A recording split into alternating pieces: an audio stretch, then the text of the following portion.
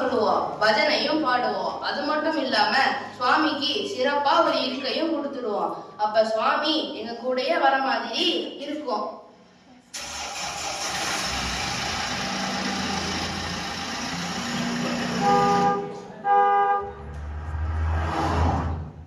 சுவாமி மாட்டு வண்டி, bus, aeroplane என்பதில் எல்லாம் கூட சென்று வந்திருக்காரு.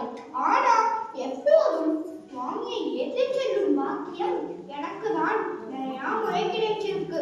சுவாமி என்னை உதாரணமாக சொல்றப்போ இந்த கார் தான் உடல், அதில் ஆத்மா தான் ஜீவன். ஆனா மனிதன் தன்னை இந்த காராக, அதாவது உடலாகத்தான் நினைக்கிறானே தவிர ஆத்மாவாகவே நினைப்பதில்லை. சுவாமி பல நேரங்கள்ல மனித வாழ்க்கையை ஒரு கார் ஓட்டுவது போல எடுத்து கூறுவாரு. கார் நமது உடல், டிரைவர் நமது புத்தி, ஸ்டியரிங் நமது மனம், இன்ஜின் நமது ஆத்மா, எரிபொருள் என்ற ஃபியூயல் நமது அன்பு, சாலை என்ற ரோட் வாழ்க்கை பாதை. ஆத்மா என்ற இன்ஜின் இருக்கிறதால் தான் வாழ்க்கை இயக்கம் பெறுகிறது. அன்பு என்ற ஃபியூயல் இல்லையெனில் வாழ்க்கை முன்னேறாது. புத்தி என்ற டிரைவர் சத்தியம் தர்மம் வழியில் ஓட்டினால்தான் வாழ்க்கை பாதுகாப்பாக இருக்கும். கார் ஓட்டுவதற்கு டிரைவர் சரியாக வழிநடத்த வேண்டும்.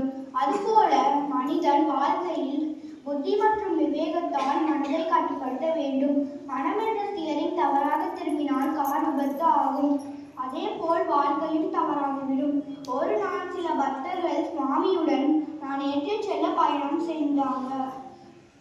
என்னை ஓட்டிட்டு வந்த டிரைவர் ரொம்பவும் அனுபவம் வாய்ந்தவர். திடீரென்று ஸ்டியரிங் வேலை செய்யாம போயிடுச்சு. காரில் இருந்த எல்லோரும் ரொம்பவும் பயந்து போயிட்டாங்க. எனக்கு என்ன செய்யறதுன்னே தெரியல. சுவாமி அமைதியா சொன்னாரு, பயப்படாதீங்க, நான் இருக்கிறேன்.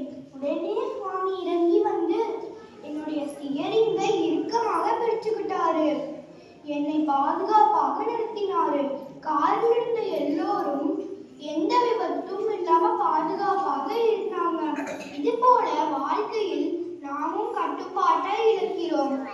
அந்த நேரத்தில் தெய்வத்தின் மீது நம்பிக்கை வைத்தால் அவர் நம்மையும் பாதுகாப்பாக வழிநடத்துவாரு.